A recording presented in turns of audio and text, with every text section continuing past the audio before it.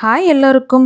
நல்லா விசு விசுன்னு அடிக்கிற பனிக்கும் குளிருக்கும் எதமா சூடாக இப்படி இட்லி செஞ்சு இந்த மாதிரி ஒரு டைம் டேஸ்ட்டில் தக்காளி சட்னி செஞ்சு சாப்பிட்டு பாருங்கள்.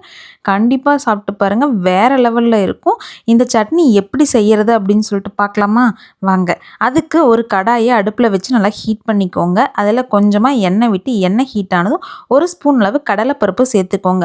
கடலைப்பருப்பு நல்லா பொரிஞ்சு வர டைமில் ஒரு 7-8 மிளகாய் சேர்த்துக்கோங்க. அதுலேயே ஒரே ஒரு பச்சை மிளகாய் சேர்த்துக்கிட்டு அதையும் நல்லா வதக்கி விடுங்க.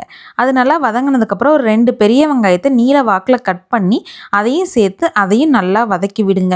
இதில் பெரிய வெங்காயம் மட்டும் இல்லைங்க, நீங்கள் சின்ன வெங்காயம் வேணுன்னா கூட சேர்த்துக்கலாம். ரெண்டுமே டேஸ்ட்டு சூப்பராக இருக்கும். நான் வந்து பெரிய வெங்காயம் தான் சேர்த்துக்கிட்டேன். அதை சேர்த்துக்கிட்டு நல்லா வதக்கி விடுங்க. அது நல்லா கோல்டன் ப்ரௌன் ஆகணும். அந்த அளவுக்கு வதக்கி விட்டதுக்கப்புறம் பெரிய தக்காளியாக இருந்தால் ஒரு 3 தக்காளி போதும். சின்ன தக்காளியாக இருந்தால் ஒரு 5 தக்காளி வந்து இந்த மாதிரி நீல வாக்கில் கட் பண்ணி அதையும் சேர்த்துக்கோங்க. தக்காளி வந்து நல்லா வதங்கி வரணும்.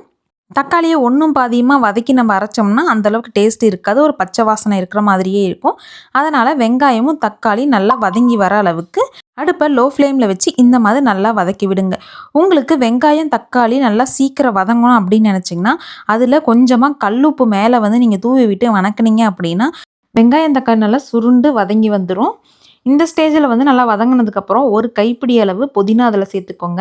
உங்களுக்கு ஆப்ஷனல் தான், புதினா சேர்த்துக்கலாம், இல்லை அப்படின்னா கொத்தமல்லி கூட சேர்த்துக்கலாம்.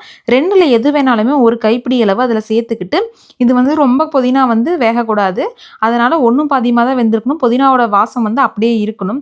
அந்த மாதிரி நல்லா வதக்கி விட்டுக்கோங்க.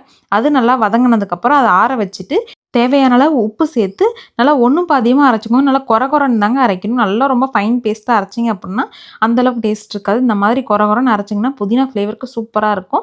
இதை தாளிக்கிறதுக்காக ஒரு தாளிப்பு கரண்டியை அடுப்பில் வச்சு ஹீட் ஆனது கொஞ்சமாக எண்ணெய் விட்டு கடுகு உளுத்தம் பருப்பு அதில் சேர்த்துக்கோங்க. சேர்த்துக்கிட்டு 2 வரமிளகாய் கிள்ளி அதில் சேர்த்துக்கிட்டு ஒரு கைப்பிடி அளவு நல்லா கருவேப்பிலை சேர்த்துக்கோங்க. இதில் கருவேப்பிலை நிறைய சேர்த்துனீங்க அப்படின்னா டேஸ்ட்டு ரொம்பவே சூப்பராக இருக்கும். கருவேப்பிலை ஃப்ளேவர் நல்லா இறங்கியிருக்கும். அதனால் சேர்த்துக்கிட்டு தாளித்து அதில் கொட்டிடுங்க.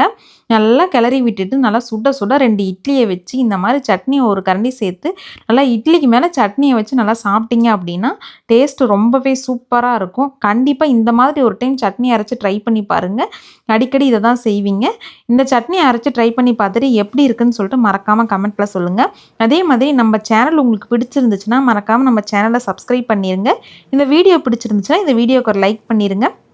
நெக்ஸ்ட்டு எந்த மாதிரி டிஷ் வேணும், எது செய்யலாம், ஸ்நாக்ஸ் செய்யலாமா இல்லை இந்த மாதிரி செய்யலாமான்னு சொல்லிட்டு கமெண்ட்டில் சொல்லுங்கள்.